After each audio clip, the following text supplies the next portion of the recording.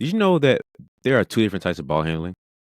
Well, at least we talk about it on here. We think there are two different types, and we help you understand each pocket and each side of ball handling, and then we help you understand how to get better and train them. And then we also help you get into your bag and understand that there are things outside of basketball that can help you become a better ball handler and a better basketball player overall too. Just to kind of give you guys a hint, if you watch Hitch, you know I'm going with this. But we have some fun at the end, and we come together and make a B-Ball Jones podcast, Mount Rushmore of the all-time greatest ball handlers. So make sure you tune all the way through. This was a fun one. This was a good one. So tune in, enjoy us with this ride. Yo, welcome into the B-Ball Jones podcast. The goal of this podcast in my business is to bridge the gap, to fuel hoop dreams into impactful realities on the court and beyond. So thank you for tuning in. Hope you enjoy it. Yo, what's going on, Nelson? Everything good, man? Everything's great, brother. How about you? You know I can't complain, man. You know I can't complain, but you're a professional hooper, man, and I'm a trainer, a professional trainer. You know, you get paid to do what you do. I get paid to do what I do. Um, Thanks. so let's discuss this, man. Like ball handling. What Hmm. would you what would you say is good ball handling? How would you describe, like, if someone came to you, it's like, man, I heard this thing called basketball, and they're like this thing called dribbling. Like, what is a good dribbler? What's a good ball handler? How would you describe it to them? That's a good question because I feel like it's two ways to look at it. Um, One way is like the very like by the book basketball, textbook definition of ball handling. Like, and that would be, and I for that I would be like I would say, just your ability to take care of the ball, to dribble the ball, handle the ball without losing it. Hmm. So that would be like the very textbook definition. But the very Hooper definition of like ball handling is like, all right, what can you do with the ball? Because the basic Hooper definition of it, I mean, thinking of it from a Hooper like standpoint, we all can pretty much dribble at a certain point. Like we can Hmm. dribble without losing the ball. But what can you do with the ball is now that's what we talk. Once you get to a certain level, that's kind of like that becomes the new definition. It's like, okay, can you cross? Can you double cross? Can you behind the back? Can you tween cross behind the back? Whatever. So that becomes the new definition once you get to a certain point. But at a basic level, like you said, if somebody come up to me like, "Hey man, I've just discovered this new thing called basketball. They said y'all got to dribble. What's that?" Then I Hmm. would give them the textbook, like, "Oh yeah, that's when you can dribble the ball, bounce it, and not lose it." So how good you can do that, that's how good your ball handling is. But Hmm. in Hooper circles, we all know how to do that for the most part.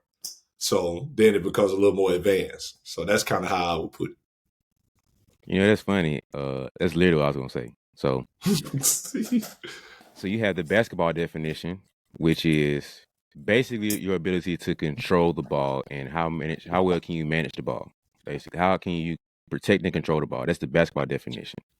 So stationary drills, think about that. Just the ability to go from point A to point B, get the ball from here to there. How efficiently and how cleanly can you get the ball from point A to point B? That's the basketball definition. Like you said, Right. the Hooper definition is basically, I flip what you said and put it like more of trainer terms. Can you create space with your dribble? So that's when you get to the flashy ball handling where, it started in the 90s, the Tim Hardaway crossovers, then you had the AI made it a little funkier, and now you got Kyrie mixing the bag and Jamal Crawford, whoever. So is basketball definition is, can you take the ball from point A to point B efficiently? How well can you take the ball to point A to point B, not get stole, not the dribble off your leg, off your foot crowd? Then a hooper definition is, can you create space with that joint? Like, can you mix somebody up? Can you have the and one mixtape joints? Like, and you got to go crazy with it, but can you create space with your dribble? So that's the two definitions I look at of what a good ball handler, what a good dribbler is. Yeah, that's definitely a good way to create space is a good phrase to use. Create how good can you create space? How well can you blow past someone?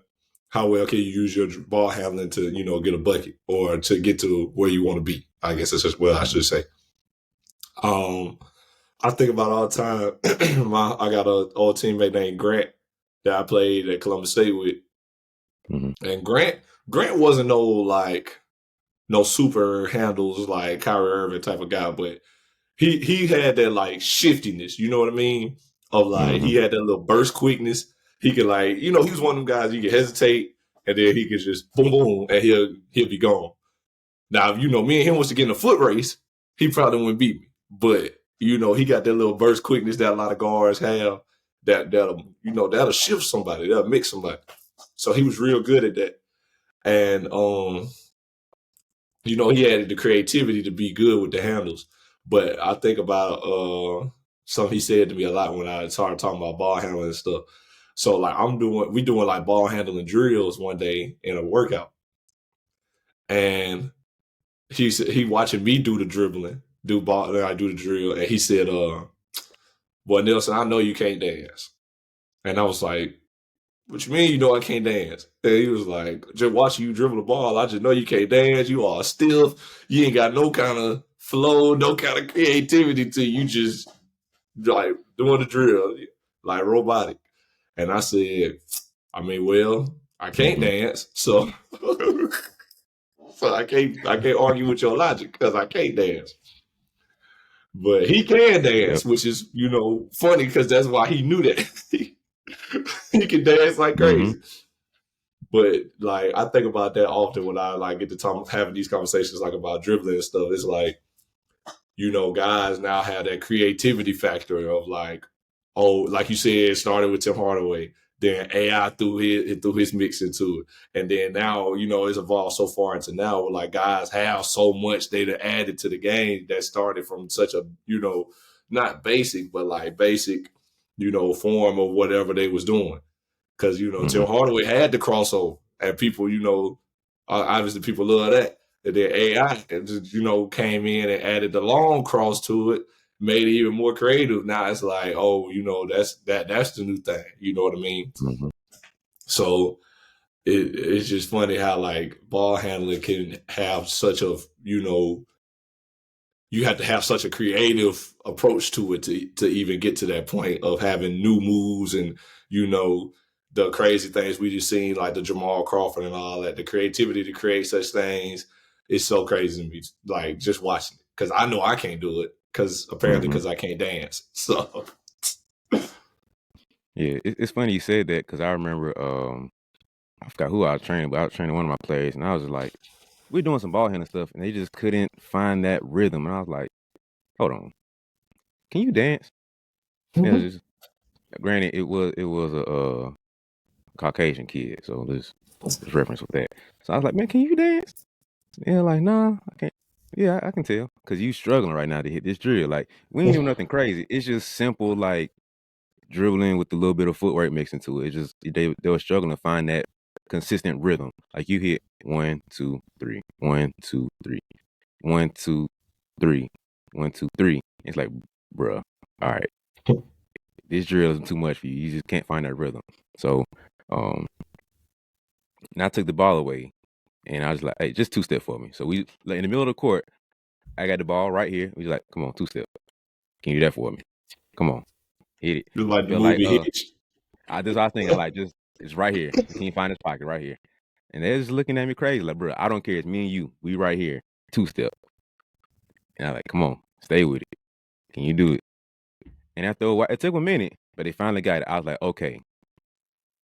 I know you felt weird. I know you were a little embarrassed, but look, ball handling has a lot of rhythm to it. It's not just about being able to control the ball. Because doing stationary part, you're decent with that. But to move, to be able to have the ball move, your foot move, the body move, is the next part of it. So I think we get over infatuated with stationary ball handling stuff. You can do all the 3, 4 ball handling things. You can see stationary and dribble quick, and you can do this many moves in 30 seconds or this many combos, whatever, in 60 seconds. Like that's cool, but now we have to move to actually have the ball move and your body move. So it's like, oh snap, that small gap, that next step is okay. You can't move that well. So that's the next piece of ball handling, that your body being able to move with the ball is a big piece of ball handling. Not just maybe stationary, just dribble the ball, pound it for 30 seconds, and then go low, and then do combos and have 2 balls and throw in 3 balls and all that stuff. It's cool. It's a needed part. That's a great part of ball control. But to be able to actually move the basketball from point A to point B with all these moves and combos, it's a difficult part that a lot of players struggle with. So if you get too caught up on the stationary stuff of being able to do the ball handling pounds and two balls and alternating and go low and go high and cross and then go tween and go behind the back, that stuff's cool. But now put that ball away, have one basketball, move from here to here, do all that stuff. That's where they struggle. So I think the rhythm part is a little underrated, especially at the younger level. You know, you get to a certain point where you know, oh, now I need a little pattern, need a little boogie to me. Not even be a crazy ball handler, but even as simple as walking with the ball and dribbling. You can't dribble and have your right foot out. If the ball's in your right hand, can't dribble and have your right foot out, it's going to hit. You have to alternate. So left foot has to be in front, and you dribble with the ball in your right hand. You just alternate like that. So little stuff like that you catch up when you start thinking through the game like that rather than just stationary ball handling. Can I pound the ball? Can I in and out real quick? Can I go behind the back? Can I go between? Can I cross? Like basic levels of knowing the moves. Then there's movement and rhythm behind that is the next step. So for some of us, moving our arms and our feet at the same time can be hard. Chewing gum and walking, we asking too much. But nah, when you don't have that rhythm naturally, you know what I mean? It gets to be hard to like find it's crazy that it correlates, but it's hard to find the rhythm to dribbling if you don't have rhythm in everyday life. You know what I mean? It's just one of them things. But my ball handler's gotten a lot better over the years. I still ain't shifty or nothing, but I can oftentimes use my ball handling to get to where I need to be nowadays. You know what I mean? Like nowadays, like if you'd have called me in high school and was like, all right, we're gonna play 1-on-1. You only got 3 dribbles. It was gonna be tough for you, boy. Because number one, I couldn't shoot like that. So it ain't like I could just, shoot over the top or take a pull-up midi. Definitely ain't have no pull-up midi in my game. What? That jump's gonna hit the backboard. But 3 dribbles in high school, I wasn't getting very far. I had to get straight line. I might hit you with like I already know what I was gonna do. I was gonna pick which side I was gonna attack. Then I was gonna hesitate and try to attack your front foot. That's all I had. If I couldn't do that, or if you was quick enough to read and cut me off, now I'm just kind of hoping I'm close enough to go for a jump foot, or I'm having to take a tough fade or something like that. I ain't have much else going. But now you catch me, it's like, all right, 1-on-1, 3 dribbles. Oh, bet.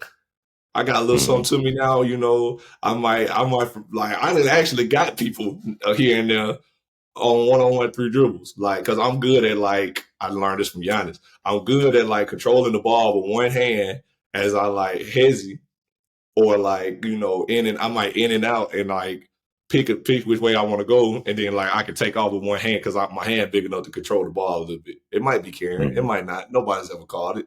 So I can kind of get by people with that. I've been doing that a lot lately. But my handles have gotten a lot better over the years. Still can't dance though, so I don't think that's ever gonna change. I might need to take a couple dancing classes if I ever want to get married or something. But it's just for right now.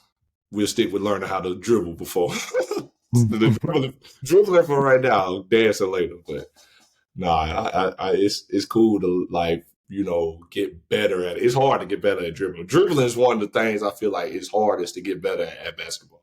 If you can't like do it naturally, because a lot of people like they come up playing point guard and they naturally get better at dribbling because they always are dribbling.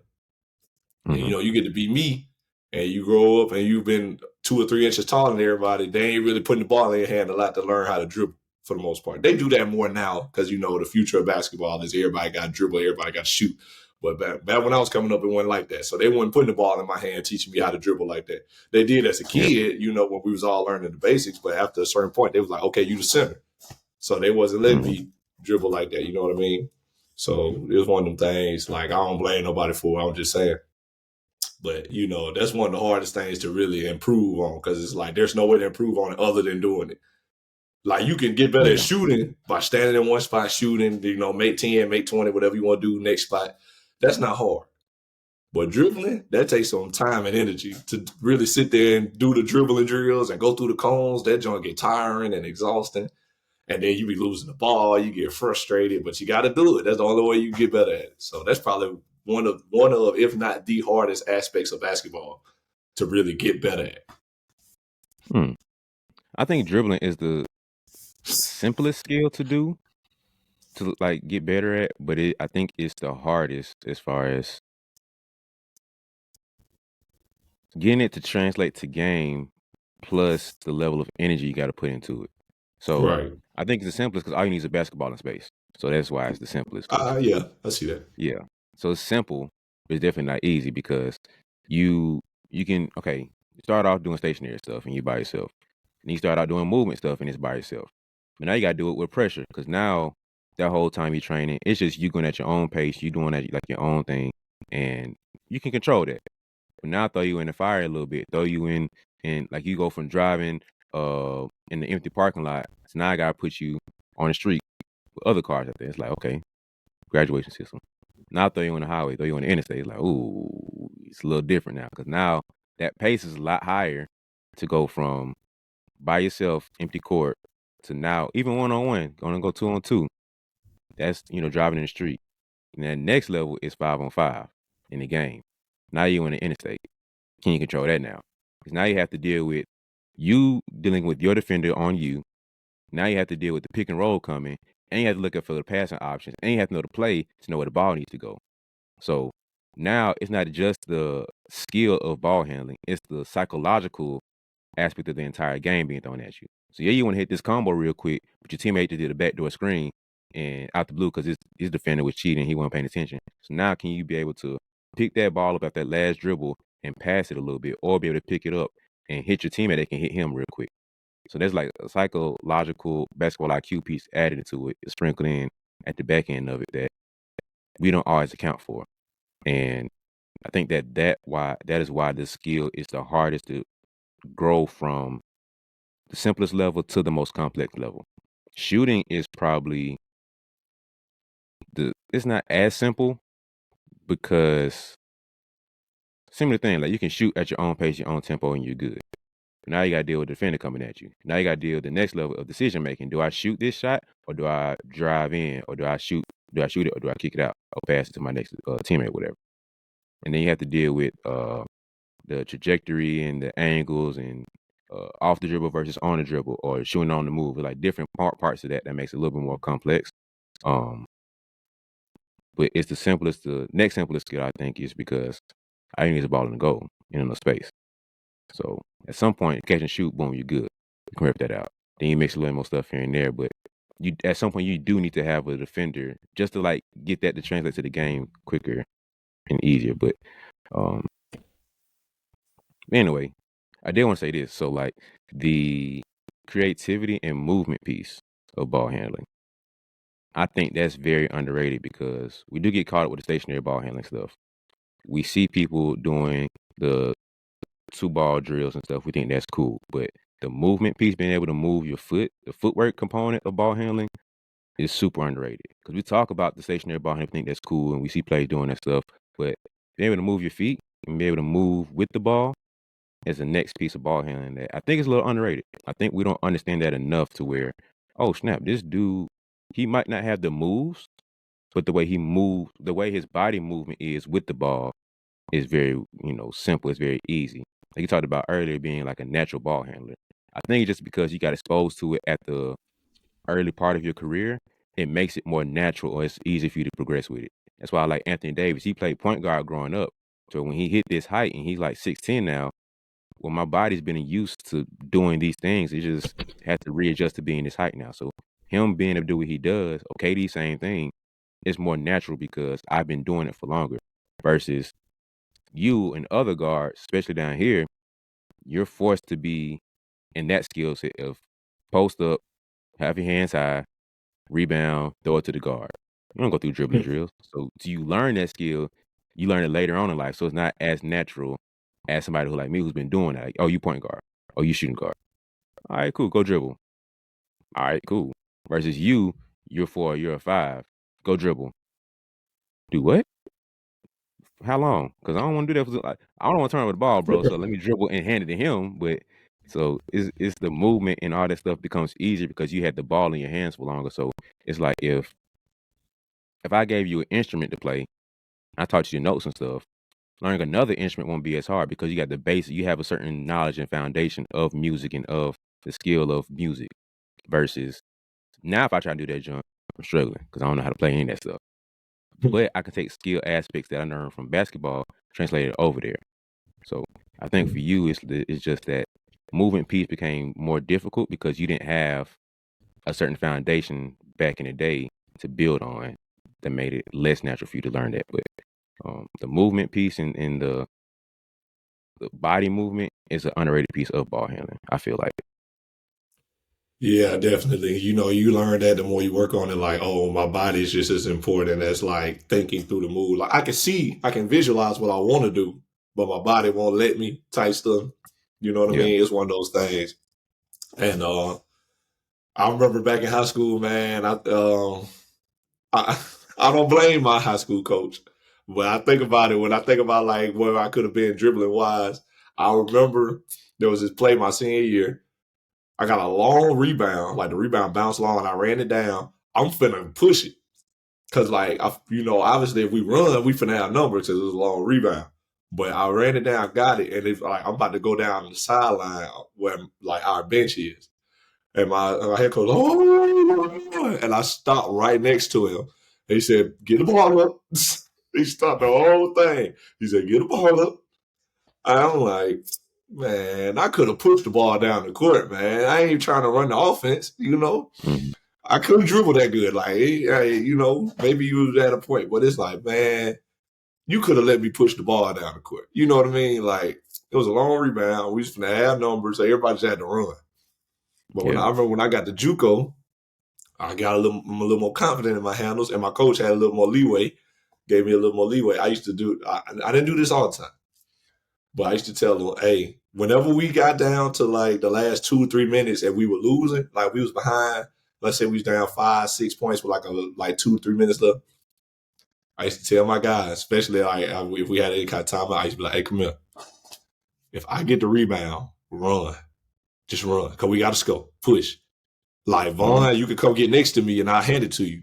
But if I get the rebound, everybody just run. Like we got to score. We got to move fast. And that joint used to work sometimes. Because I got plays in my highlights now. Dudes will shoot the ball, and I used to grab the board, and I'm like doing this, like, bro, let's go, let's go, let's go. And I'm Mhm. pushing it down the court. And like I get 9 times out of 10, I get close to the rim. Like I get to the paint and then I kick out if I can't score. Because everybody going automatically collapse to the paint. And I'm kicking out. We got quick offense. Like we get a tray ball up or something. And I'm doing that every time. But now we just gotta get stops. Like, okay, if I get Mhm. this ball run, because we gotta score fast. We ain't got time to be trying to run the offense. We gotta score fast. And I'm pushing it. And then I gotta play while I get all the way to the rim, coast to coast. You know what I mean? So I mean my confidence in my ball handler is a lot higher now. To the point now where I'm playing power forward at this level instead of center. So that's good too. Now that don't mean they let me run the offense. I'm just saying I'm on the perimeter a lot more playing power forward than I was before. So but it was a long time coming, though. I will tell you that. Yeah, I think that does hurt a lot of players' ball handling development because, like we talked about earlier, like there's a difference between a point guard mixing somebody to create space and all this stuff when you talk about 94 feet pressure and all these things versus just a big Mhm. man dribbling from point A to point B. Like, can you? I know a lot of. Don't get me wrong. A lot of players like no, just please stop. Like in the game situation, don't do that. No. Now we in practice, we in training. Do your thing. But there are parts within the game where, hey, do not touch. Don't let that ball touch the floor. Give it to your guard. We're not doing that. Mhm. All right. But there's a level of, like you said, within the flow of the game, do your thing. Like get from here to pass half court, and get it to your guard, get it to the playmaker, get it to whoever. And there are times where players are limited because they don't have that skill as polished yet. But that's a key pocket for them to translate that fast or get to learn that skill a little bit faster because you have game rips of it now. So your mindset and your confidence will grow being like, oh, I can get from the block over here from the rebound to half court. I can get from the block to the 3-point line. I can get the block to the other free throw line. And your mindset is growing. So now you start off game one, you get that liberty to try that. You might mess up here and there. You probably will mess up here and there. But if you do that twice a game. One time work, next time it don't work. Next game, you get 2 more times. Or both of them times. Next game, you get 1 out of 2. You went from 0 to a good 5 attempts where you did actually do it right. Oh, snap. Like, yeah, your mindset growing. So I think we limit players sometimes by, hey, nope, big, kick it to your guard, stop. Hey, get him, get her. Like, they tripping. So it limits players sometimes, but give them that little confidence boost, that mindset boost. Oh, I can actually put the ball on the floor and move from here to here. Because like we said earlier, it doesn't have to be mixing and creating space. Get the ball from point A to point B. That's also good ball handling. So if we can emphasize that more of just point A to point B and not get so crazy about the N1 mixtape and combo and the highlight culture of, oh man, he saw some like, all right. But you see that how Tyrese had 20 assists and 0 turnovers, and he didn't have no highlight crossover. I mean, he's gonna have some, but he don't have to have the highlight crossovers to get that thing. Coaches would love that, to be able to get from point A Facts. to point B, get the ball get the scores that we need. Like, you ain't gotta have the crazy AI crossover and then Kyrie fall on the floor, and one mixtape highlights. Point A to point B, we need that. So I think we can celebrate that more. That'll celebrate the overall aspect, the mindset when it comes to being a great ball handler too. Thanks, bro. Like every coach would love to have a Tyrese Halliburton. Every coach would love to have a Kyrie Irving, but a Tyrese Halliburton, especially, I still got a college coach mindset. The Tyrese Halliburton is the college coach, like most college coaches' dream point guard. A point guard that can score 20 and give me 20 assists. He ain't doing too much with the ball, and that's something I used to have to tell a lot of young guys, especially where I'm from. We don't need the flashy play. We don't need that. Do we like it? Is it nice? Is it pretty? Yes. I love that you got that ability. I love that. But we don't need it. I cannot tell you, man. I don't know what it is about Demopolis or that area where I'm from. A guy will have talent and he'll get so caught up in making the flashy play, throwing the behind the back pass, trying to cross somebody. You know what I mean? And I just be like, dog, we do not need that. We don't. And you got it. I understand, bro. You got it. You have the ability. And then you can't say much to him because then what it sound like? Oh, you just trying to limit me. You hating. You know what I mean? Yeah. But no, bro. I really know basketball. And I care about your future. I want you to be good. And coaches don't like the player that's always trying to make the highlight play. They don't. Unless the highlight play working 100% of the time, they don't like that. I'm just telling you what it is. Now, if you was making the highlight play in terms of scoring and you were scoring, that's one thing. But you trying to make the highlight play in every aspect of the game, crossovers, the flashy dribbling, trying to, break your man down and get a bucket, trying to make the flashy pass, get the flashy assist. Let me tell you something that college coaches hate. A small part of the game that people don't think about. Somebody ever try to throw you a behind the back pass or something, and it get to you, but it's low, or it's at your feet, or it's a bad pass, and now you can't even shoot it for real, or it's you can't shoot, it ain't in rhythm. Coaches hate that. Because now, matter of fact, let me add to it just a little bit. So, situation: if I'm driving down the court, say me and you in pick and roll, right? So you said to pick for me. I'm driving down the lane. Of course, you're gonna have let's say we drive down the right side. So I got roll man, which is you, and I got shooter in the corner. Instead of me making the simple, let's go super basic, what college coach love: a 2-foot jump stop or a stride stop, and I kick it out to my man. Simple right hand, little shovel, kick out pass. I want to be fancy and try to no look at you and then kick it to him, or I want to go behind the back and kick it out. That will piss a college coach off, and that will, bruh. That right there, especially if you turn down a solid good play to try to be flashy, you asking for the kiss of death, because that will piss a college coach off. You had the simple assist right there, the simple basketball play, but you want to add that next level sauce to it, try to go behind the back or do no look, and now you have a bad pass that could have got us a score or made us in the flow of the offense a lot easier, but you want to be extra now, and you like a dummy because you got the turnover or you made it more difficult for us to score. That'll piss the coach off even more. So continue. Yeah, man, it's all part of it, man. You trying to be flashy basically cost us points. Even if you ain't turn it over. And that's part of the game that guys don't often think about. And like, man, I just seen where I seen a guy kind of similar situation what you said. Pick and roll, guy rolled, he kind of like faked it and did this. So he was like, Mm-hmm. and threw it to the corner. And the dude in the corner was like, he caught the ball though. You know what I mean? He caught the ball, but he was open now. He ain't no more. And it's like, man, give that man a good pass. You trying to be Magic Johnson? Give him a good pass so we can score. We don't care about that highlight, man. We do Mm-hmm. not care. We want the bucket. We want points. And guys like, bro, they just, ooh. So, you had them guys that get a little too creative, a little too fancy. And it's like, man, it's a time and a place for that. I get what you're Yeah. trying to do. I see it. I done made a flashy pass or two in my career. But Mm-hmm. we need points. This ain't Street Volume 2. We not finna get game breaker points because you threw a flashy pass instead of a regular one. You know what I mean? We not getting style points out here. Yep. So I need that 3 in the corner. So next time, pass it to my shooter so he can catch it right here, shoot the ball in rhythm, and get us some Mm-hmm. points. Not catch the ball all off to the side and then look at the goal and then realize, oh, I ain't got time no more to the defense side. Yep. So yeah, that's all I'm thinking Yeah. about that one, man. Hey, hold on. Time out real quick. We're gonna get back to the episode. I know you're enjoying it. I know you're enjoying the show. But I need you to help me real quick and to make sure that this episode can grow, make sure this podcast, the show can grow overall, and you can keep getting great guests like this. Make sure that you subscribe and follow along. So if you watch right now on YouTube, help me out by hitting the subscribe button. Go ahead and do it real quick. If you're listening in your car, chill out for a second.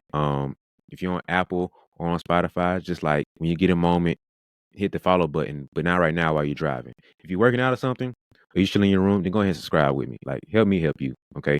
But thank you for watching. I really appreciate you. I'm gonna stop interrupting so you get back to the episode. Thank you. I was guilty of that too as a kid. Like, I know I didn't have the handles like that. I wasn't a great ball handler growing up, man, but I like the passes. I had the vision. I could see that stuff. And I had games where I look amazing because the pass is on point. I don't overdo too much. Of course, I'm gonna have 1 or 2 passes that's like, ooh, that's nice, but I'm not overdoing it that game. And in some games, it just ain't clicking for me. I'm doing too much, and it's a couple turnovers, and it's like, all right, sit your butt down, bro. Like, you doing too much now. So to learn how to control that pocket of flashiness is okay if it doesn't take away from the game. And if you start having turnovers or you mess up the opportunity for the team to get a bucket because, like you said, it messed up the rhythm or the flow of that shooter getting the ball, now you're doing too much and now we got to sit you down. But if you're able to just be efficient to where get us a bucket, can we score off of what you've done? Yes or no? At the end of the day. Now, certain coaches will be particular about how it gets done. They don't want the flashy and all the extra stuff. They feel like that's showmanship and that's, doing too much. I get that. I disagree, but I understand. So the overall thing is, can you get me offense? Can we get my offense buckets? At the end of the day, can you produce us more points than the other team can score? That will get you. That will prevent you from doing too much. Just go through that funnel of if I do this move, if I do this pass, would that set us up to score? If the answer is yes, do your thing. If the answer is no, chill out. But the next funnel is, uh, yes, you can get us a score. Can it get us a score simply and more efficiently, or will I have to readjust, or will they have to readjust? If the answer is yes, they have to readjust, sit your butt down.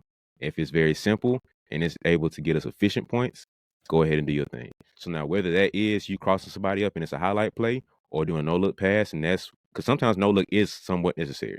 So you look somebody off, he's sliding over. Now I can hit him because he cut through, and now he has more space to score. Do your thing. Now the flash is needed there, and it's adding to the game versus I'm trying to do a little Magic Johnson no look pass, but now he try to, he got to leave the floor. He got to jump, be a damn Odell Beckham type wide receiver play, and like, bro, now why are you doing that, bro? Like, stop it. Now you messed the offense, and now he got to sit here and readjust. So that simple decision making is: can we score? Yes or no? Can we score simple? Can we get more efficient points? Yes or no?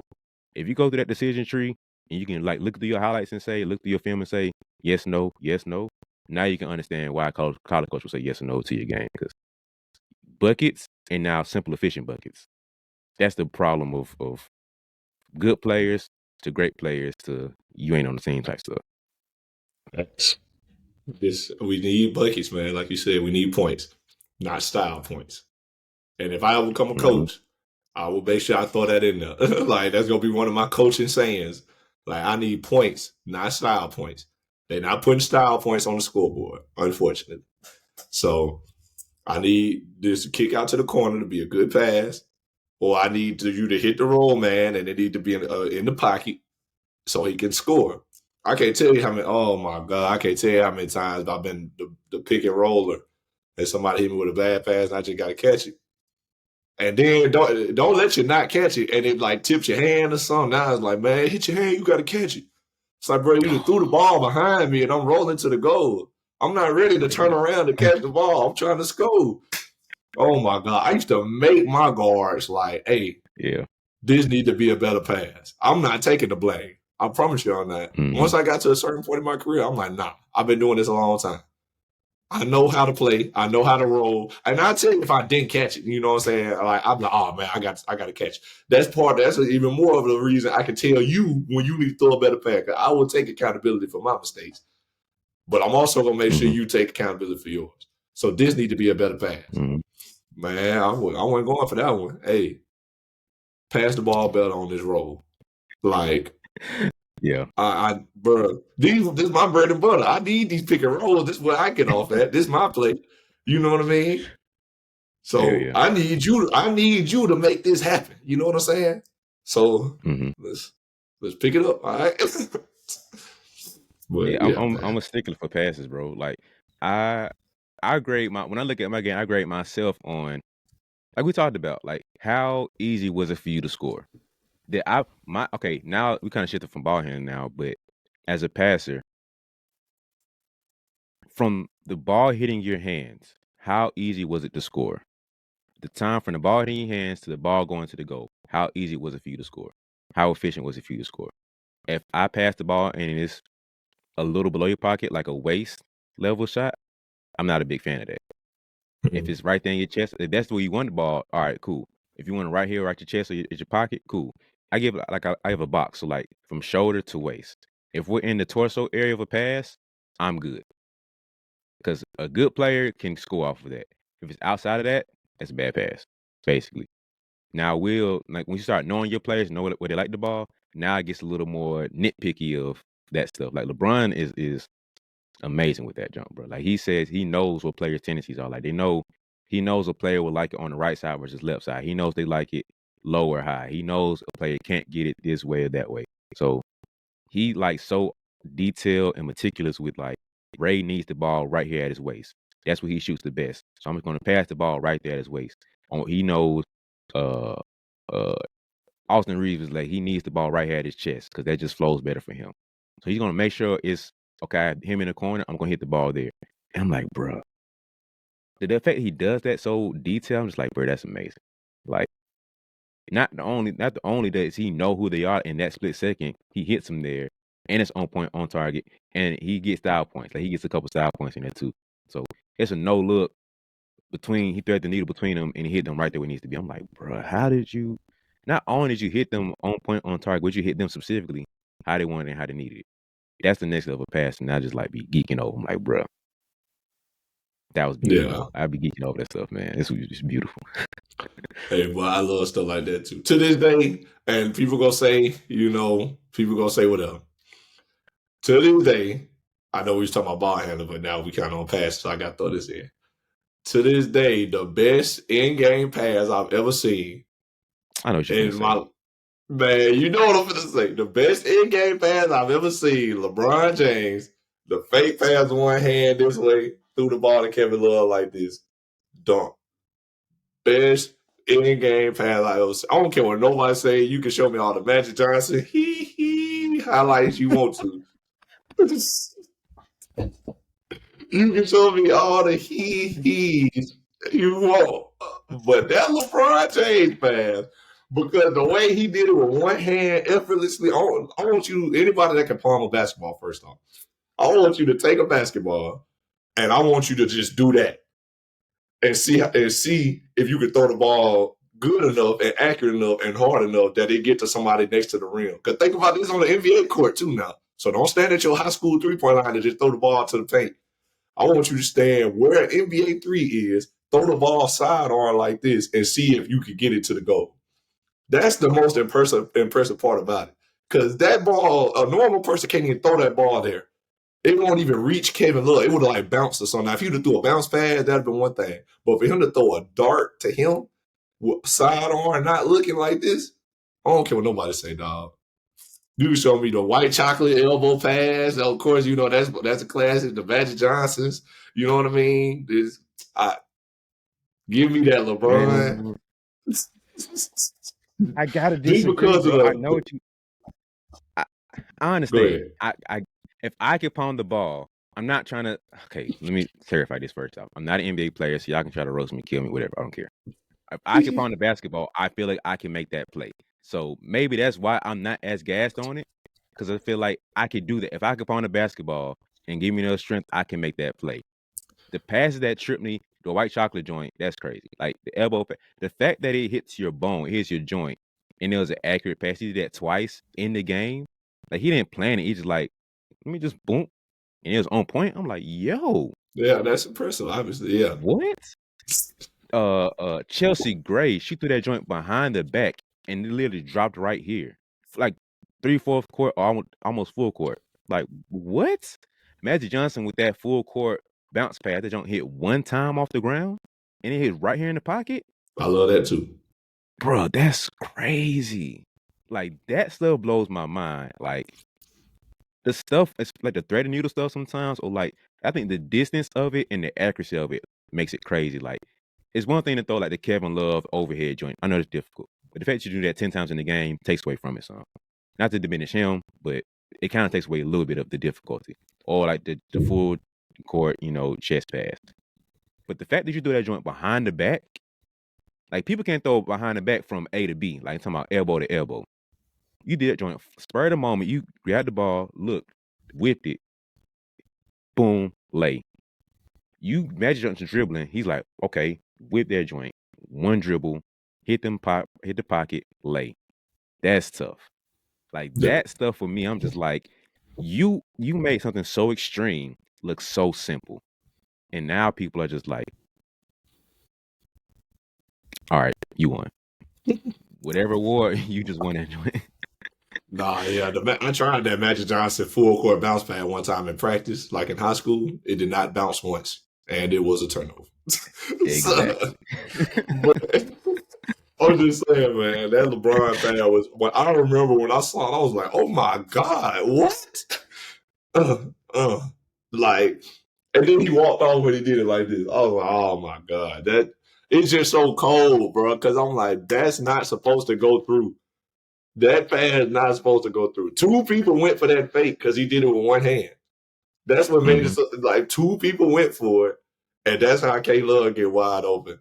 And people like I can palm a basketball. I don't think I can throw a ball like this side on. Cause people like I'm sorry, bro. People don't realize throwing a basketball, just flicking it like that, 9 times out of 10 is Oh not yeah. going nowhere. Oh yeah. Especially if you standing still. So it was one thing if he was running, he just flicked it out like that because now you got forward momentum to throw the ball. You know what I mean? To be standing still and just throw the ball like a dart, that take real Yeah. strength, and people don't even like realize that. So that like if you can't palm a basketball, you wouldn't know how crazy it was that he just threw a basketball like a dart, like it was a volleyball. And like that's the most impressive part of it to me because I'm like, man, how did he just do that? I've been playing basketball a long time. I've been able to palm a basketball since I was in high school. And I ain't never just threw the ball like I done threw the ball like that, or like forward like that. I'm sorry, I threw my hands all in the camera. I threw my hand up for the smack somebody. Somebody watching this on YouTube just did this. Like, dang, Nelson. But yeah, bro, I done threw the ball forward. But like, I don't know, people just like I said, if you can palm a basketball, go outside, go to a local gym, stand at about NBA 3-point range, and throw the ball just like that. And don't look at it neither. Just all arm. Don't be trying to, force your body to do it. Yeah. All arm. and just see how far the ball go and tell me, record it. The ball will be bouncing in the middle of the paint. Oh man, but yeah. I'm okay. I'm glad you said this because I do kind of want to have the conversation. A lot of times I see people make lists of the greatest ball handlers all the time, and Magic's in that. He's talked about in that list. Pistol Pete is in that conversation, and White Chalk is in that conversation. And I get it from being a great playmaker standpoint, but the conversation of being a great playmaker versus being a great ball handler, I feel like are separate. So where do you stand on that conversation of you talking about the greatest ball handlers of all time? You go through this list and you see great passes on there. How do you feel like how much does passing play a role in being a great ball handler? And do we make a separate list of like great ball handlers and great passers or great like playmakers, or do we just combine it as one? No, I definitely got to separate it because ball handling is not playmaking. Ball handling, like we said at the beginning, it's your ability to do what you can do with the basketball. What can you do with the basketball? That's an individual Mhm. thing. You know what I mean? There is no passing considered in ball handling. Now we get to talk about playmaking. That's when we get to combine it all. I feel like playmaking is kind of a combination of both. What can you do with the Mhm. basketball to make a play? So make a play might be you score, somebody else score, the team scores. You know what I mean? That's playmaking. So I can go far as to say that. But other than that, it would have to be if we just talk about ball handling, we just got to talk about ball handling. Who's dribbling? Who got the best handles? Who, if we talk about playmaking, who is the best playmaker? Who can make a play for the team? You know what I mean? And if we talk about passing, we simply talk about passing. So I think they all in their own little categories. But playmaking is a combination of both, I can say.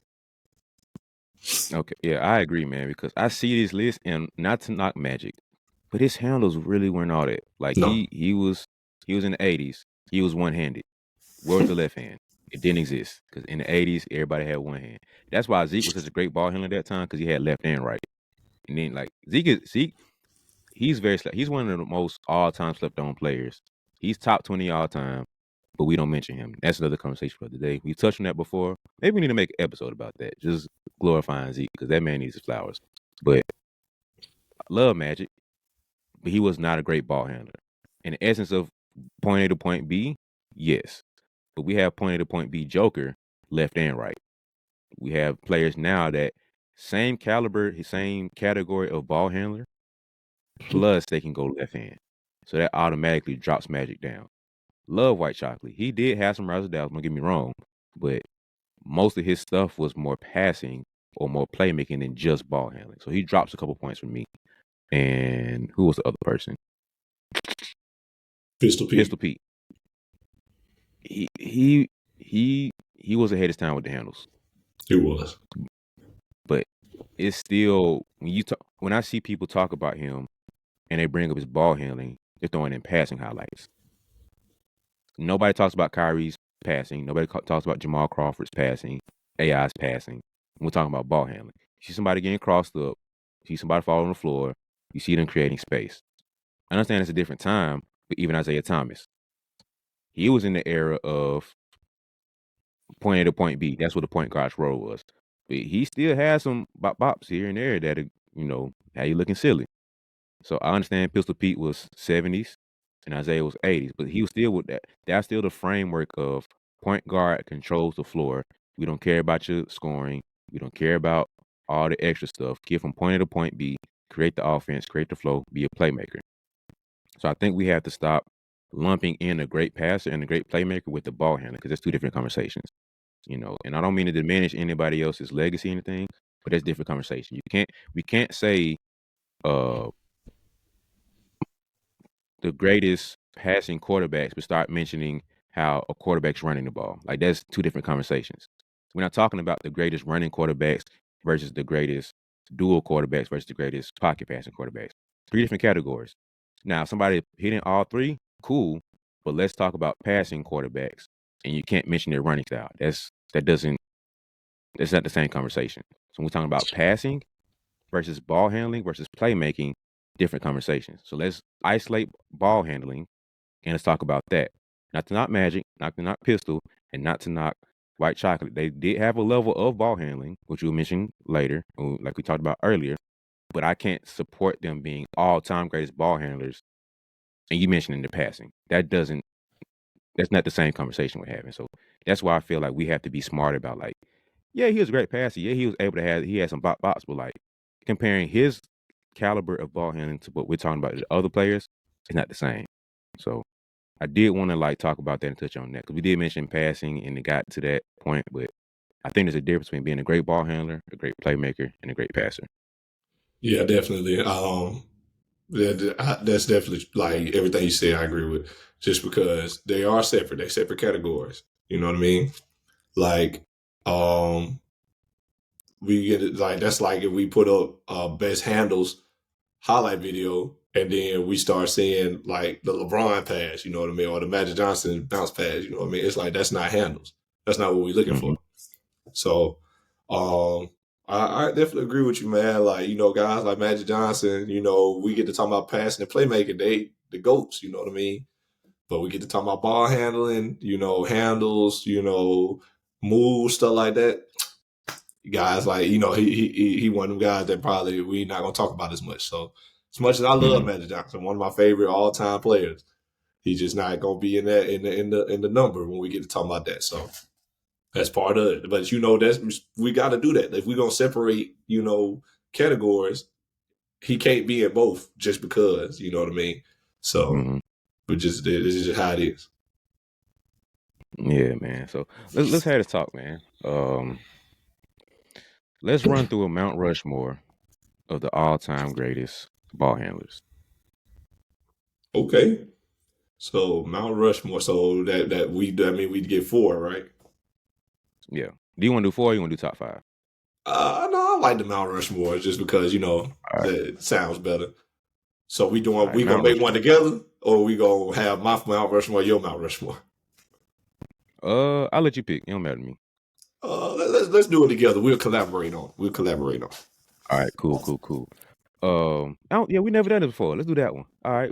Yeah. We can do a BeBall Jones Mount Rushmore ball handler. All right. So I think let's get the obvious one out the way. The obvious, simplest pick that we can easily 99.9% of basketball community knows. Mr. Kyrie Irving. Bobo. Explain My this to me. bad. Kyrie Irving. No, I'm just.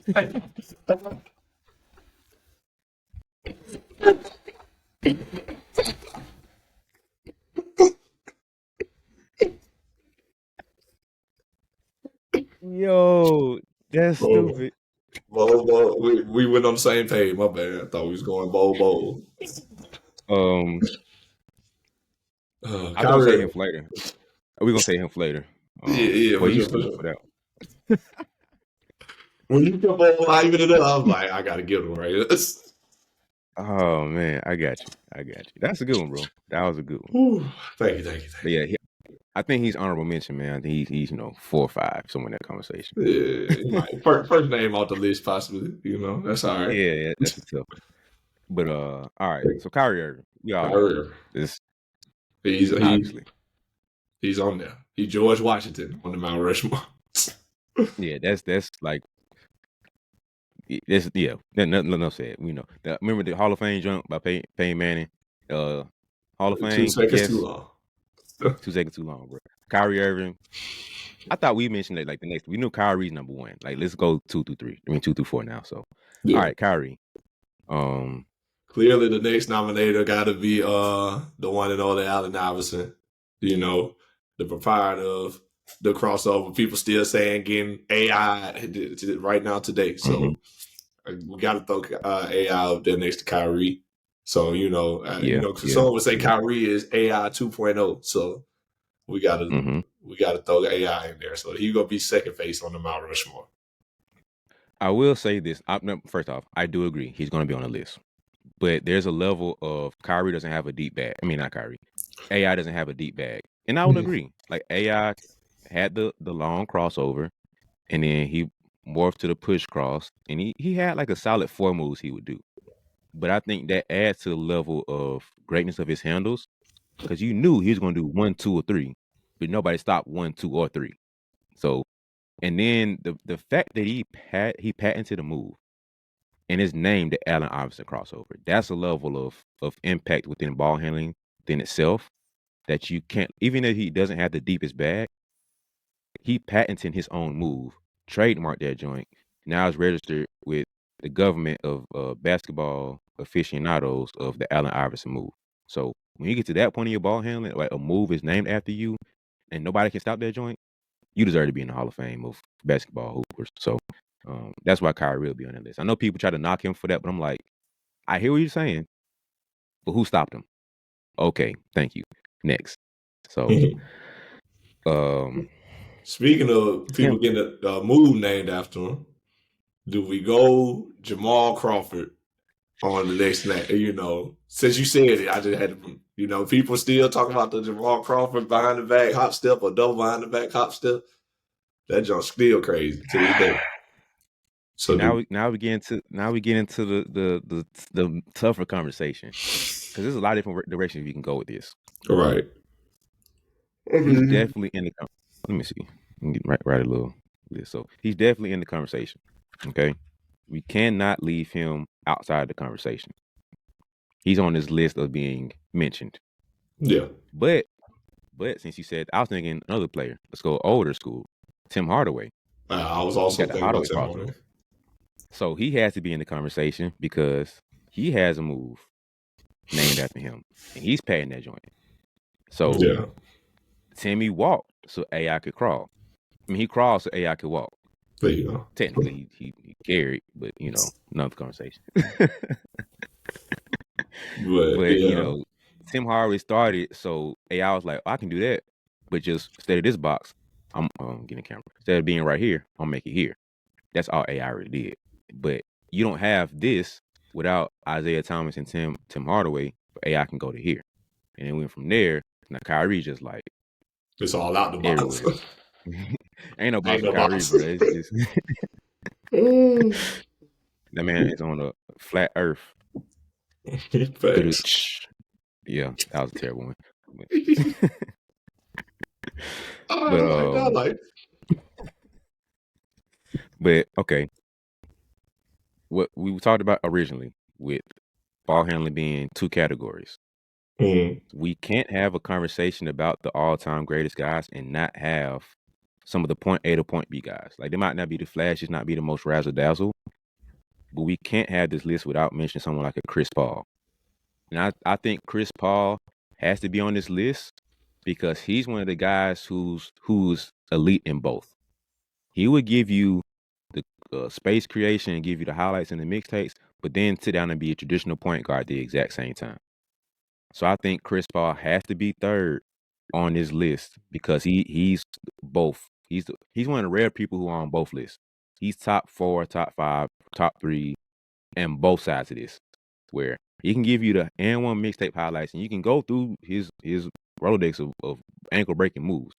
He has a lot of them, but he can also sit down and give you the 20 assists, 0 turnover games, point A to point B passing, ball handling, the efficiency of I can take the ball 94 feet pressure and not have a turnover every single game, and we're fine with that. And he has a high usage rate. So I think Chris Paul has to be third. I'm not mad at that. I'm not mad at that suggestion. Chris Paul definitely up there in terms of handles and playmaking.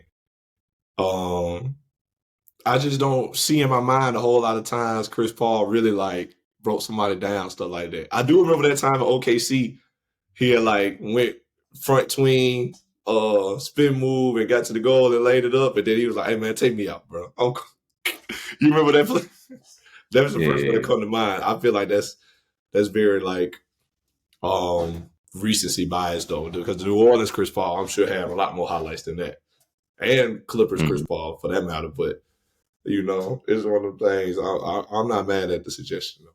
So I got another guy I throw out there, and you can I ain't gonna be mad if you shoot me down, but just to Mm-hmm. throw him into the conversation. If we talking about ball handling, and if we think about his size and his position, do we think about Kevin Durant being on the list of great ball handlers? I'll do you one better. I Hmm. think this man is probably the most underrated ball handler of all time, Because Paul George.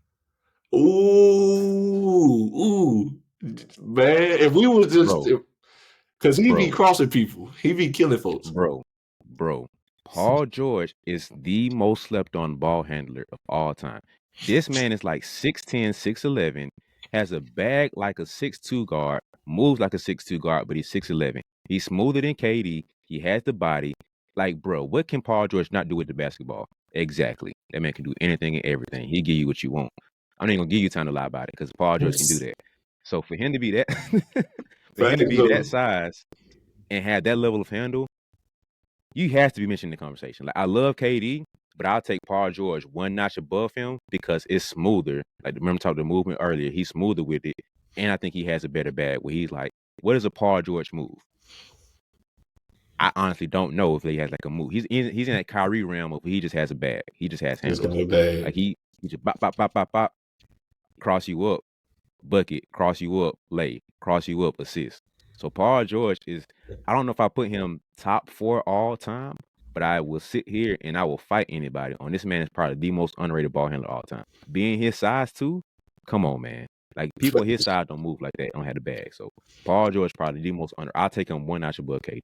All right, okay, another timeout. Okay, look, if you got to this point, you have to be enjoying the episode. Like you have to. At this point in the episode, you're enjoying it. So help me help you. Just if you're on Apple right now and you're on your phone, okay, just take your phone, press the subscribe button. It's right there. Just do that with me. Even if on your laptop, take your mouse, boom, click over, boom, do your thing. Now you subscribe. Now you linked in because you don't want to miss the next great episode that I have. But doing stuff like this helps the episode grow, makes the show grow, and the podcast grow, so I can keep getting great guests, keep doing great interviews. So if you listen on Apple or Spotify, take a second, look at your phone, press the follow button, okay? And share with a friend or two because you'll find the value in this. You want to have this conversation with your friends so they can have the same value. Now the whole basketball community can grow. All right. Thanks for listening so far. I'm gonna get out your way. Let's get back to the episode. Appreciate you. No, yeah, I can agree with that. I ain't think about it. I ain't think about him, but yeah, I'm with you. Because boy, I just literally I saw a TikTok the other day, and they was talking about that. You know, they was talking about it was Carmelo Anthony, and it was talking about Oh yeah, I saw how, that. yeah, it was talking about how kids nowadays starting to talk about Paul George being like the GOAT or like one of the best players ever. You know what I mean? And Carmelo's like, you know, if you came up watching him, imagine like Indiana Paul George, one of the first few players you ever seen, you know, one of the first big stars you ever seen in that era. Like you were born around that time. And so you grew up watching him. He said, when you go make a 2K my player, that's who you making is a Paul George. He about 6'9", Mhm. 6'10", whatever. Got handles, can shoot, got athleticism, can dunk on you, can do anything. He can cross you up. And I was like, Mhm. yeah, Paul George is the prototype Yeah. 2K my player. Like it's crazy. So yeah, I'm not mad at him being in the conversation. If we was going to throw one in, like I know we just talking about ball handling, Mount Rushmore and stuff like that. But if we wanted to throw one in just because, like, hey, you know, we throwing him in just basically mostly because of his size and stuff like that. And you know, we want to make sure we have somebody like, you know, of that, you know, that's not just a point guard. He also a wing, you know, handling the ball. It would have to be Paul George. Best ball Yeah, I handling think wing anything, player.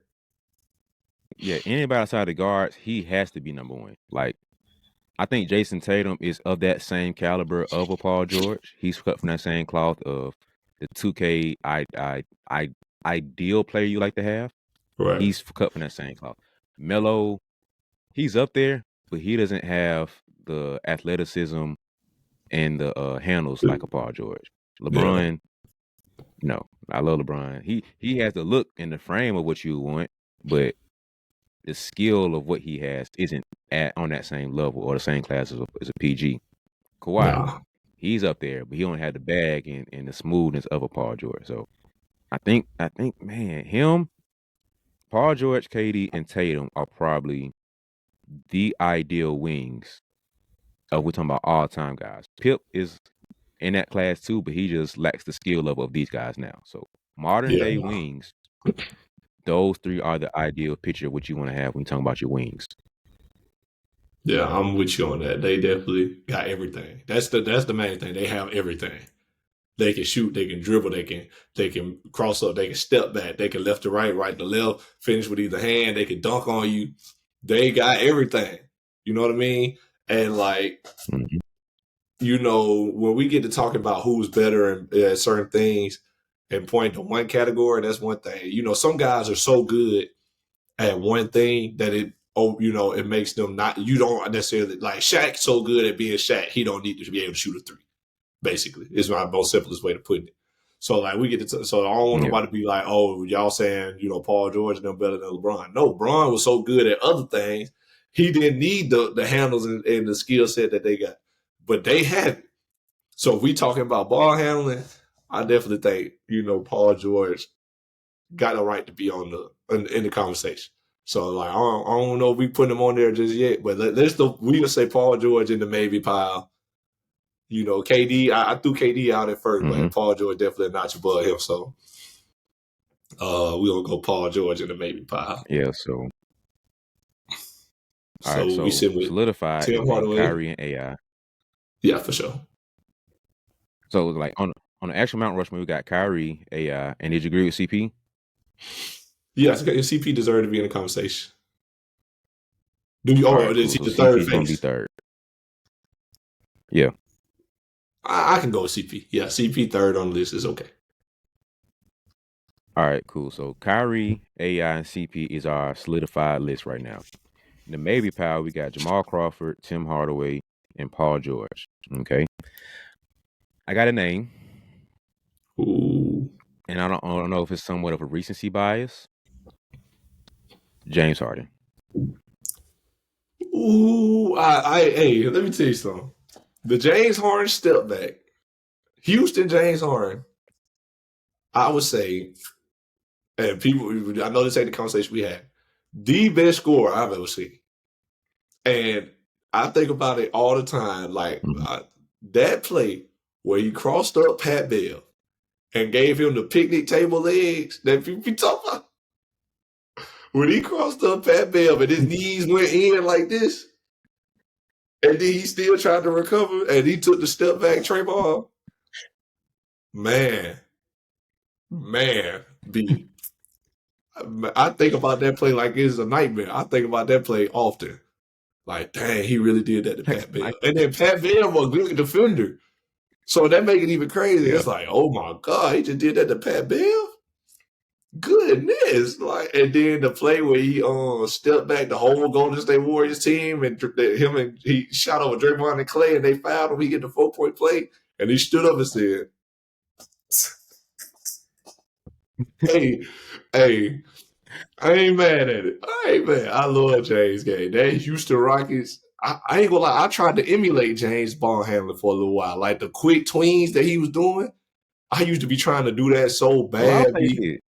Oh my God. Because it's Yeah. literally, you don't know what somebody gonna do if they hitting you with tweens that fast. Because if you ever watch it, he got the Mm-hmm. fastest like pop, pop, pop, pop, pop, pop I've ever seen Pop, in my pop. life. And then he just like that. It's Yep. just like he decide which way he going, pop, pop, and he gone. And you can't touch him. You gonna foul, or he gonna get the foul. So you either finna take that Mm-hmm. foul, or he finna get all the way to the rim. Or if you do happen to cut him off, guess what? Step back, hold the top, left hand. Mm-hmm. It's just crazy, but oh my Yep. God, I ain't mad at it. I ain't mad. I don't know if I throw him on the Mount Rushmore, but I ain't mad at him being in the maybe pile. He in that tier right under there, He probably. he has to be mentioned. He has to be like you said. I think of him as the modern day Tim Hardaway, because the difference with him and Tim Hardaway, he gonna dance with you between. He gonna stay right there, and once he accelerates and he's gone, you ain't catching up to him. And if you somehow you do, because you just out athletic him, his deceleration just as quick. He gonna hit you with that step back, or he might hit you with that pound. He don't did as much with Houston is. He was more step back, but he was that pound, and you still flying, and he stopped there and he pull up on you, or he'll pound, and then he get into a step back to get behind 3-point line. Ain't nobody stopping him, bro. And the thing about Harden, you knew what he was doing. Everybody understood. He gonna tween, tween, tween, tween, tween. When he ready, he either gonna slow past you. If you cut him off, he's gonna step back. That was his bag. To simplify it the best. We all knew and understood that. But this man had folks playing behind him on defense, pushing him to his right. Who in history had that before? Nobody. As great as Kobe was, great as Jordan was, nobody had to see like, bro, let's play behind this man and force him left. Like, force him to his right. Nobody sit behind Kobe and said force him left. Granted, because Harden's a lefty, so lefties have a whole different advantage to life. So the conversation. But this man's ball handling has to be mentioned in the conversation of all time best. Because we knew what he was doing. Tween cross or step back. Tween cross, lay. That's it. But he still can be stopped. And it's so saucy and so quick, it's just like, bruh, you can't leave him off the list. So Hard is in this conversation, man. I'm gonna throw a surprise name at you, man. Okay. Steve Nash. Steve Nash. No. Now, granted. No, listen. No, listen. Going back to the conversation we had before, right? Of two categories of all-time ball handlers. You have the space creators, but then you have the point A to point B. So with Steve Nash being able to get from point A to point B, the ball was in his hands a lot with the Suns. Yeah. Like, it was dribble. He was like Harden. The only difference between him and Harden is he just moved around a lot more. And he had pockets where the ball be going out of his hands super quick. But the Phoenix Suns offense was the Steve Nash offense. And the ball was in his hands a lot. And he didn't have a whole lot of turnovers. So the whole 2010 games or 20 assist games with 0 turnovers, that was Steve Nash back in the day before Chris Paul. And so for him to have that high of a usage rate and have so little turnovers, but he still give you some bops here and there too, I don't know if he's Mount Rushmore, but I definitely have to throw him in the conversation. I can't leave him off the conversation. Yeah, okay. I understand, but I ain't feeling it so much. I feel better about Pistol Pete being on there than Steve Nash, because I just seen some of the handles he had for his time, and I'm with that a little more than Steve Nash. I love Steve, though. I just don't think, when I think ball handler, I don't think about Steve. You know what I mean? I don't think Steve Nash when I get into that category. Not to say he's a bad ball handler, obviously, because of course he couldn't be, being, who he was, doing what he did. But when I think ball handler, Steve Nash does not come to mind. So that's just me. But I ain't mad at it, though. I understand where you're coming from.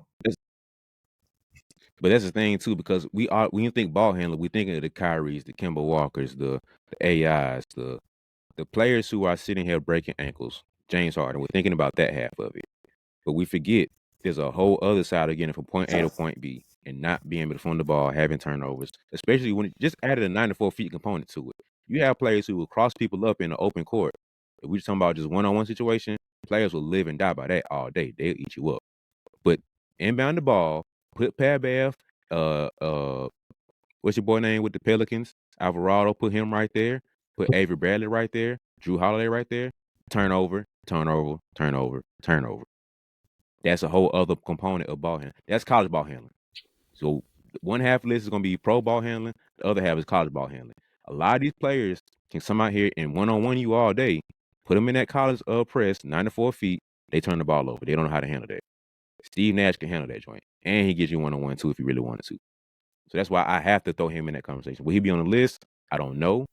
But he has to be like in the top 10 when we have this conversation just because of that. I understand that, but Mount Rushmore only 4. So we gotta get down to the nitty gritty of who we really want to be on there. So I'm thinking, yeah. if we got Chris Paul on how there, you feel about Isaiah Thomas? I love Isaiah Thomas to be on there for his time, but this is my thing. If we gonna throw Isaiah Thomas on there, I feel like we got to throw Tim Hardaway on there, because that way we kind of cover all the eras. You know what I mean? Like, we got Isaiah from the 80s, one of the best ball handlers. Like, he was doing things with the ball most people couldn't do and still can't do. Like, Isaiah got fast dribbling. I don't think people understand that he could dribble very fast, get by you. He was one of the first people that had like a double cross in his bag. He could cross either way. He could double cross. You know what I mean? Because he's so small and quick, low to the ground. Like, most people can't handle that. So if we don't throw Isaiah on there, I feel like it would be best to have Isaiah, Tim Hardaway, AI, Kyrie. because that's kind of like covering the whole basis of the NBA. That's the evolution of ball handling in a way.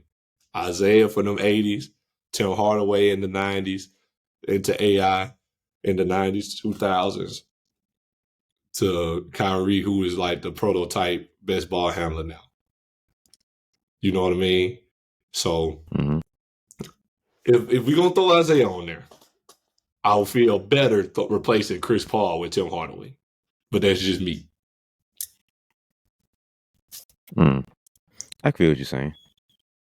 Because the crossovers and stuff that we do now, they all developed from that era. And if we was going to do 5 names, we could throw Pistol Pete in there for the fifth and be like, okay, that's the full evolution of basketball right there. But since we just go at Mount Rushmore, I definitely think we got to go Isaiah Thomas and Tim Hardaway. All right. So right now, with the list is 5 people fighting for one spot. So Right. Jamal Crawford, Tim Hardaway, Paul George. I still want to have him in this conversation. James Harden, Isaiah Thomas. That's the 5 we kind of just boiled it down to. Yeah. And I hate Jamal Crawford might not get in there just because Jamal Crawford one of the best ball handlers we ever seen. Because if we being honest, if we just talk about best ball handlers ever, we're gonna put a bunch of guys from our era on there. Because obviously basketball has changed and they're more skilled. So then we talking about we probably put AI, Kyrie, Jamal Crawford, and then maybe Chris Paul, maybe Paul George. Or something like that, James Harden. We would put a bunch of guys in our generation on there because obviously this is the most guys with the most handles. But if we talking about like basketball and people playing for their time and stuff, if we factor that in, I would throw Isaiah Thomas in there for playing for his time. Think about the 80s. How many guys you really think about that played in the 80s that could, I ain't even gonna lie, that could even dribble with both hands, make moves going both ways in the 80s? If we should really sit and think, you know what I mean? And especially as quick and, we talking about point A to point B guys, especially as quick as Isaiah Thomas is and stuff or was, I'm thinking he should be on the list just considering, his era and what the bar was for ball handling in his era. So I would think IT deserves to be in there. I want, part of me really wants to put him on there, but now I'm kind of battling between him and CP. So like Isaiah was such a standout. Like you said, he in the 80s, nobody was doing what Isaiah was doing. In the 90s, most people still weren't doing what Isaiah was doing. In the 2000s, people still weren't doing what IT was doing. To this day, Kyrie probably is like that first real. CP and Kyrie were the first people to kind of like be as low and as quick as him and go both ways like he was. I'm pretty sure there are more, but we're talking about the high level, like all-time best ball handlers. So you really didn't get guys having the high level of skill going both directions with the ball and to be able as low as quick as he was. So like Steve Nash could go left and right, but he wasn't as low as he was. He played a lot higher game. Jason Kidd was the same way. He played a lot more upright. He wasn't going as low. But for him to be able to go as low as he did, be as quick and as shifty as he was, especially in an era when nobody was doing that, I feel like that would bother me to leave him off this list. So now it's like, okay, as much as I love Chris Paul, do we take Chris Paul off and put Isaiah Thomas on? If we got to vote between the two, I am leaning towards Isaiah Thomas, honestly. Right? Like you said, like Chris Paul is, obviously he's that dude. And I feel like we look at his passion and playmaking, we factor that in. And obviously Isaiah Thomas is a great playmaker too, but I feel like we factor in his playmaking and, kind of add that to his bag. But like, I feel like Isaiah Thomas, we talking about ball handling, we talking about generations, we talking about the bar for his time, his era. I think we got to go him over Chris Paul, unfortunately. Love CP though. Just think we got to go IT in this specific case. Yeah, the reason I would fight for CP over him is I'm pretty sure he has a higher usage rate, and he also has more of a he's more modern day. That's not a knock against Isaiah, it's just the time he played in. So his bag gonna be a little bit better because the time frame of the rules. So that's why I would kind of give him that nod. But strictly comparing as best as we can, black and white, apples to apples type of thing, I just think CP had a higher usage rate, the whole efficiency dribbling. Like, I think I would give him a little bit higher boost because the game's faster now, so he have a higher opportunity for more turnovers, but he doesn't have the turnovers. He has games where 20 assists, 0 turnover type things. So that's where I kind of would show more love to CP over Isaiah. But I think because Isaiah stood out so much for that time, man, I will give him a nod over. So Yeah, same. Just like I said earlier, like we will give it to all modern guys if we was going to do that. Because obviously the yeah, rules have changed, times have changed, basketball has evolved. So we would give it to all modern guys if we compare it on a base level of everybody how good is everybody handles on the base level. We would give it to all mhm. modern guys, but we got to factor in the rules and the time frame that guys played in. So I definitely think if we do it that way, got to go IT. All right. So So now that Isaiah fourth Thomas is spot. taking CP. All right. So Isaiah's off of that list. He's on the Mount Rushmore. I'm gonna be real with you. I'm kind of battling between Jamal and James Harden, but I think I'm gonna go Jamal. I also was thinking Jamal just because, man, it's tough. That last spot is tough. You know, it's supposed to be.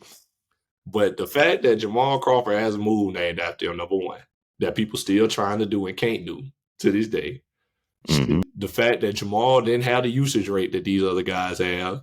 Like he didn't have the ball in his hand like these other. He was never a star, never the best player on his team like that. And you could consider him like, he could break people down, all that good stuff. And he still was like a good at getting point A to point B, just like James Harden. Mm-hmm. So I think if we pick it between them two, I also would lean more toward Jamal Crawford. As much as that pains me to say, just because of the highlights that James had, stuff like that. Yeah. I got to lean more Jamal Crawford though. Still, Yeah. I think the reason I would lean more Jamal over Harden is because when we're talking about the skill of ball handling, a lot of James Harden's stuff came from his physical ability. Like we saw when he was injured, he wasn't the same player. He didn't have the same display of his skill that he could because he wasn't healthy. It's like I said earlier, he would bop right here in the middle, and he'd be standing stationary. Like he could be sitting right here, bop, tween, and he just accelerate and go. That's the physical movement part of what he did that aided to his game being what it was. And he decelerates. So when he stepped back and when he pops right there on that pound dribble, you leaving. You're gone. You're not in the vicinity. So he could just pop. When the mid range was cool in that era, OKC days, he would go accelerate and decelerate and pop right there for the midi. Or now Harden days, Houston days, he pound and then hit that little step back to get behind 3-point line and then drop you off. So, but I think Jamal is just pure skill.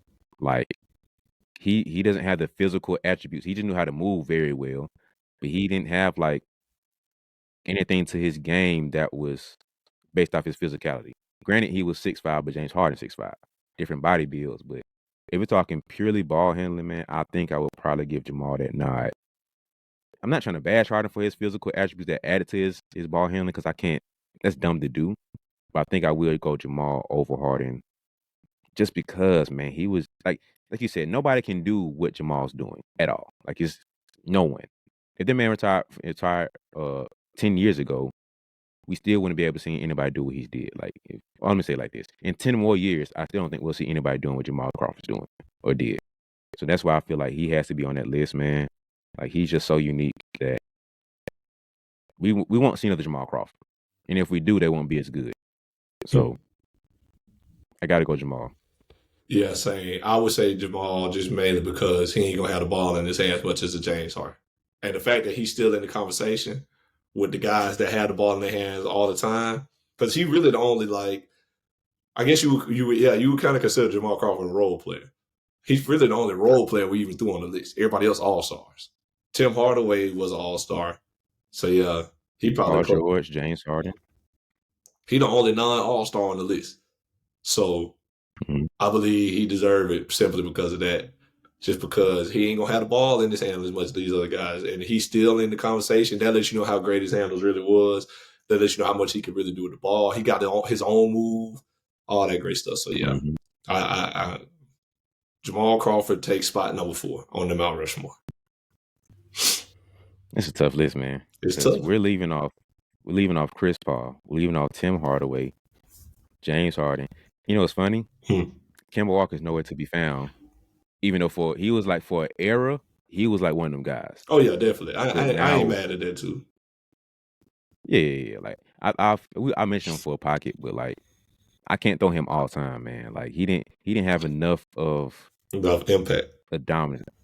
Yeah, he was great for that era, but after that, that's it. So to leave off Chris Paul, Tim Hardaway, Paul George, James Harden, that's a whole nother four right there, man. Yeah, Facts. that's a whole other. If somebody Mount, had that as the Mount Rushmore, that'd be a tough list. yeah, definitely. But somebody got to get left off. Everybody can't get in.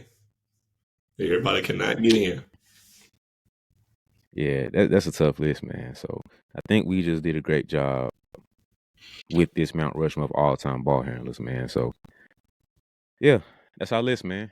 Kyrie Irving, Allen Iverson, old school Pistons, Isaiah Thomas, and Jamal Crawford. It's the BeBall Jones podcast. Mount Rushmore, greatest ball handlers. It's a good list, man. Hey, man. Good work, partner. It was tough. Yeah, man. Yeah, that was tough, man, but we did it. We made it through, man. So anything else you want to add about in this ball handler stuff? Nah, that's it for me, brother. Hey, no disrespect to nobody that we left off the list, but everybody cannot get in. Yeah, man. It was definitely tough to go through this list, man. So many great players that we can have a conversation around and could have had. And if we did a top five, I think we did do it good by doing Mount Rushmore. Because if we did top five, I would feel easier about it. But the top four made it even tougher. Like if we did top three, that's almost impossible. Like because now we had Because to now we're really pick debating for one between spot. Kyrie. Yeah, because like Kyrie and AI were like, all right, but fighting between Isaiah Thomas and Jamal Crawford, it's like not just thinking about that. I'm like, oh man, It's that's tough. personal preference at that point. Like, which one do you prefer? All Yeah, right, let's go with that. yeah. So that would have been tough, man. So I think top four is a safe space where I feel comfortable enough to where I can debate this, but leaving that last spot off is tough, man. But I feel good about it, man. It's a solid Mount Rushmore. So that's our list, man. That's it, man. Y'all to let us know what y'all think. Yeah, man. So let us know how much y'all love and hate this list, man. But I want to see y'all list. Who do y'all have in y'all Mount Rushmore as the all-time greatest ball handlers, man? Like, are we sleeping on Paul George? Like, I really think he's one of the most slept on all-time ball Are handlers. y'all sleeping I on feel like Paul Paul George George? is They sleeping on that's the Paul. real thing. Because yeah, I feel like if other people made this list, Paul George probably wouldn't have been mentioned.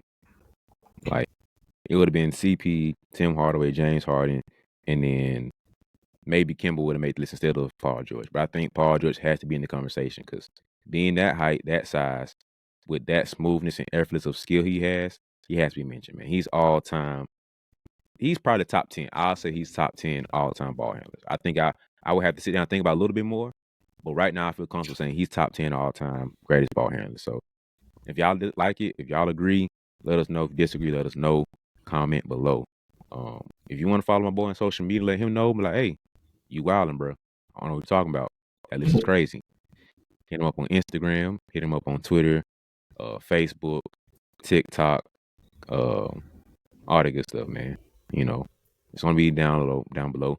Follow me, social media, BeBall Jones. It's BeBall Jones. But follow this podcast, man. Go ahead and hit that subscribe button if you're on YouTube. Hey, listen. Apple people and Spotify people, hit that follow button because you don't want to miss the next great episode we have. Talking about stuff like this. I'm gonna have another interview. We're gonna do more episodes like this. You don't want to miss out on it. Okay, so subscribe, like this video if you're on YouTube again, and share it with somebody. Let them know, like, hey, this boy's wilding. This top four is trash. They should have threw in LeBron James and Kobe. And matter of fact, Kobe slept on ball handler, and Michael Jordan slept on ball handler too. I will say that. Now, top five, top four, no, but they all slept on. So they Please didn't don't have hop to. in my DMs But talking about LeBron should have been in the list. Please. Love oh LeBron. Please no. don't hop in my DMs or my comments or anything. Talking about why y'all ain't put Bron Yeah. on the Mount Rushmore. You might get blocked. No, I ain't gonna lie to you because I'm not trying to interact with you no more. I don't even want to see your name come on my notifications no more. Crazy. So y'all have been warned. Y'all have been warned, man. Y'all coming in talking about Bronny. I'm like, no, bro. No. So let us know, man, what y'all list looking like. How do y'all feel about our list? But man, I appreciate y'all for watching if you're on YouTube. Appreciate you listening if you're on Apple and Spotify or wherever else y'all listening. But that's it for this podcast, man. See y'all next episode. See you.